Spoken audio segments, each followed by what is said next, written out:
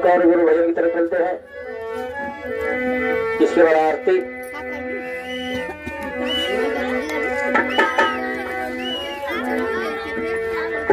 एक चीज गुरु महाराज अपने गुरु जी महादेव के दरबार लगे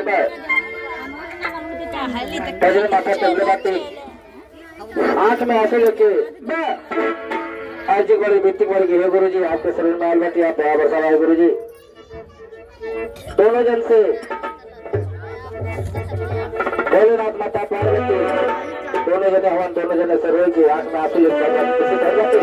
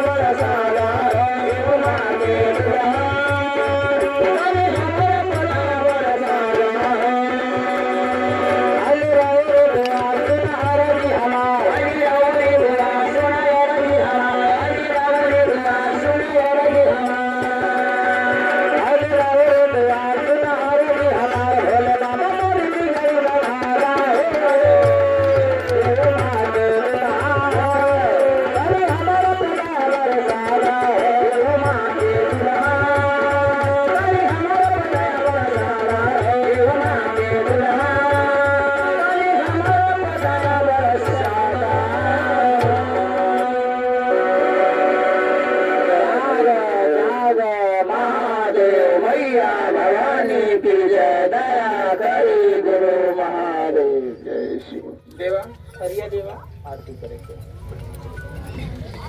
हाँ सोहर गाय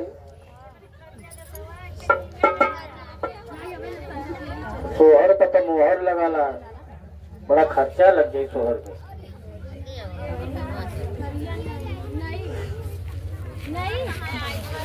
भगवान को संन्यास में बड़ा काला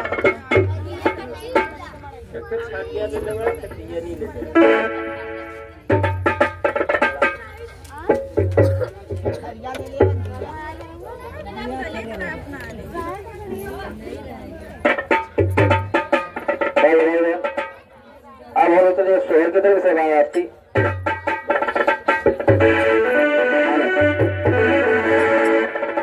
चलो भैया मैंने एक सोहर सुना, सोहर की बात आती है।